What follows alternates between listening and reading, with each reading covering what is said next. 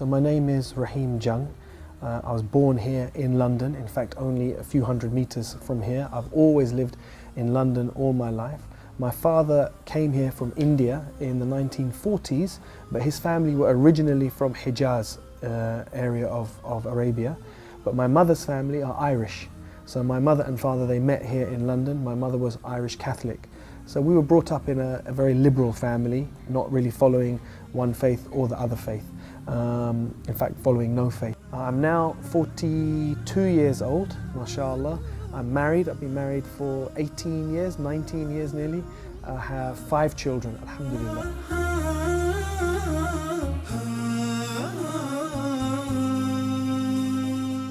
I went to work for one of the most famous record companies in the world, which was Motown Records. And at Motown Records, that was when I really started to mix with different people. So if I was to think about some of the people that I met, some of the people that I worked with Stevie Wonder.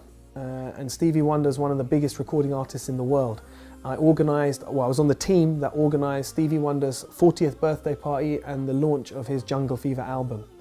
And I worked on soundtracks to films. I worked on the soundtrack to Terminator 2. I worked on, in fact, many of the singles that I worked on went diamond, platinum. They had all those discs. So we used to get awarded all those discs.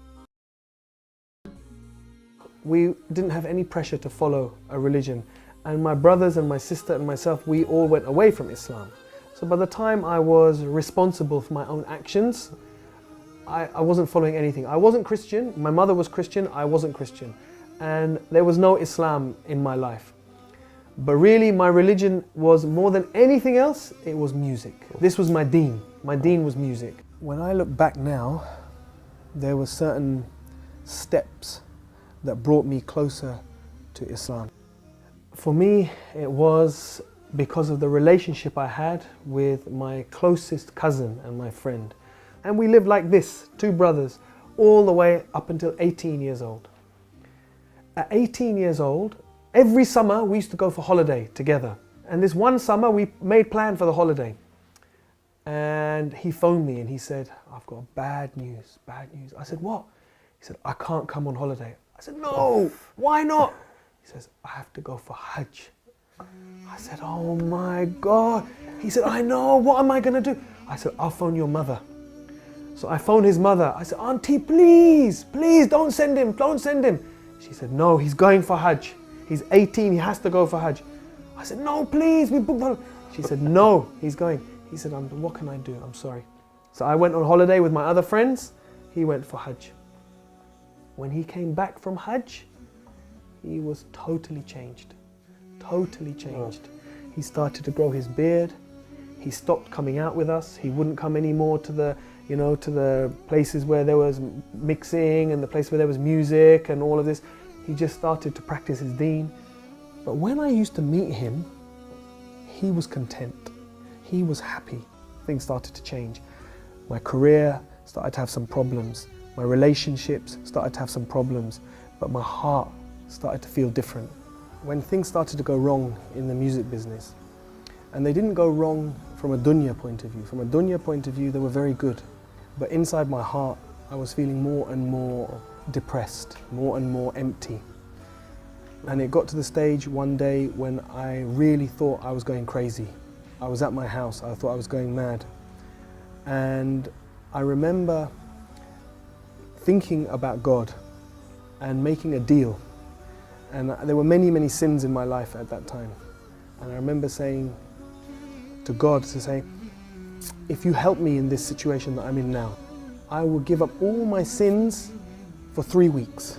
This was the deal I made with God. And on that day is when I said, "And I will open the Quran and I will read it." And when I opened the Quran and I read it on that day, like a miracle, the verse I read in English, "After every difficulty comes ease. فَإِنَّ مَعَ الْأُسْرِ يُسْرًا إِنَّ مَعَ الْأُسْرِ يُسْرًا." And for me,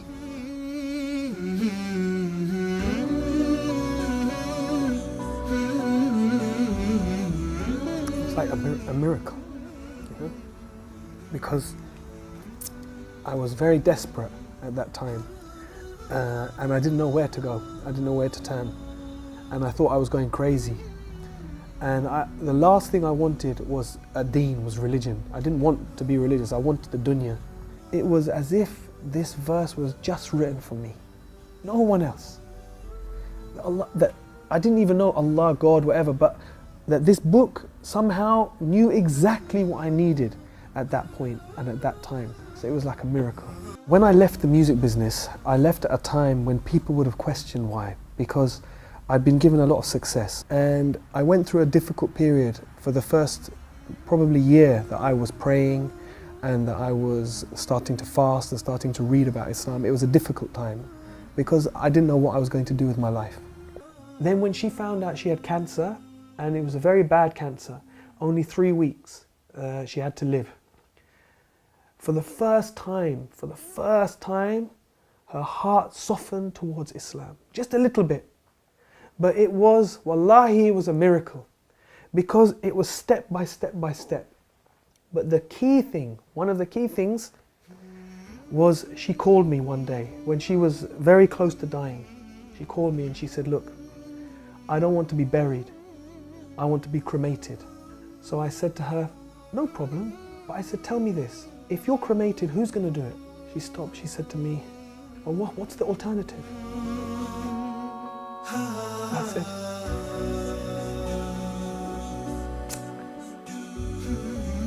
I said, the alternative is if you die, then your sons, me and your sons, we will carry you. No one else will see you. And we will take you to a place, and your daughter and your daughter-in-laws, they will wash you, and they will prepare you, and they will wrap you in a simple white cloth.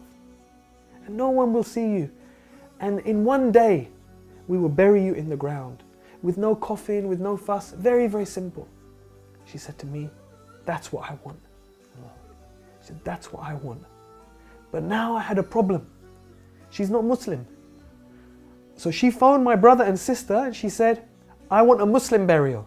I would just try very slowly to give her small bits of dawah. If there is a creator, do you think maybe he sent messengers? Do you think maybe he sent people as guides? And one day she said, yes, I believe that. So Sheikh, for me, I was happy. For me, I was happy. She believes in a creator, she believes in messengers. I thought, inshallah, I have an excuse. I can make dua for her. I can say to the imam, inshallah, we bury her as Muslim. But my son, he was then 14 years old. He said, it's not enough. He said, it's not enough. He said, she has to say shahada. So I was scared, because I thought if he tries to make her say shahada, then she will say, no, I don't want to say this. And then I have a problem. He said, don't worry, Abba, don't worry. I will talk to her. So he went up to her bedroom. He said, and I was downstairs for like 1 hour. And I was walking around, oh my God, what's happening? Did she say yes? Did she say no? And he came down. He said, easy. He said, no problem. I said, what? He said, she gave shahada.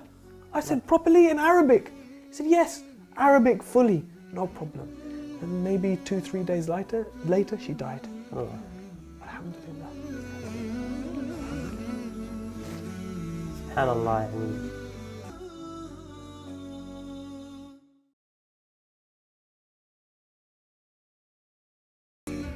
I had no plans to go for Hajj that year because there were too many difficulties in the family after my mother died unexpectedly like that. But then Islam Channel called me, and actually their plan was not to take me. They asked me to go and I said, I can't go this year. I've got too many difficulties with the family. Then at the last minute, when there was only a few days to go before Hajj, they approached me. They said, look, we've had some complications. We need you to come as a presenter this year. I said, I'm going to make Hajj for my mother. So within just 3 months of her dying, mashallah, I was able to go and I was able to make Hajj for my mother, and alhamdulillah, share that with millions of people around the world. And so many people called, because she died in Ramadan, and I was doing TV work at that time, Allahu Akbar. People from around the world called and gave sadaqah in her name. Someone built a masjid in her name. So many orphans sponsored in her name. So Allah is Ar-Rahman. Allah is Ar-Rahman.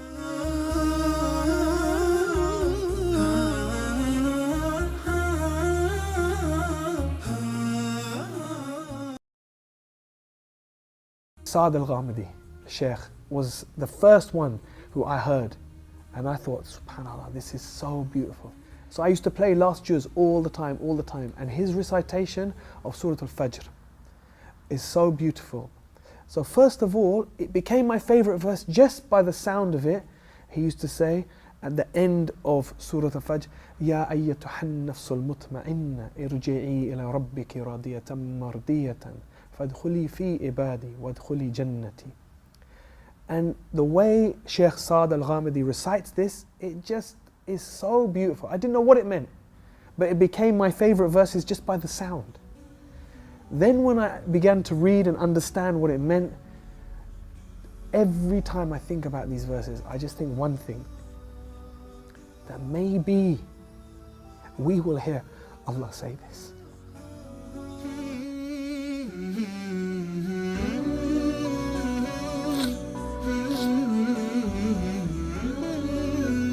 That Allah will allow some of us to hear these words, and we will hear these words enter.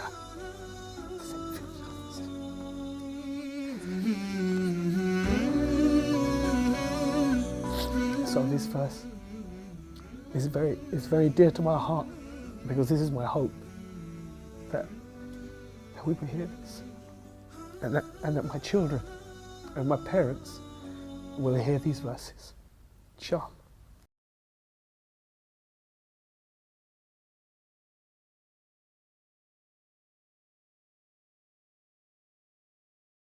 These last 4 verses from this surah has a very special place, a very dear place in my heart for that reason.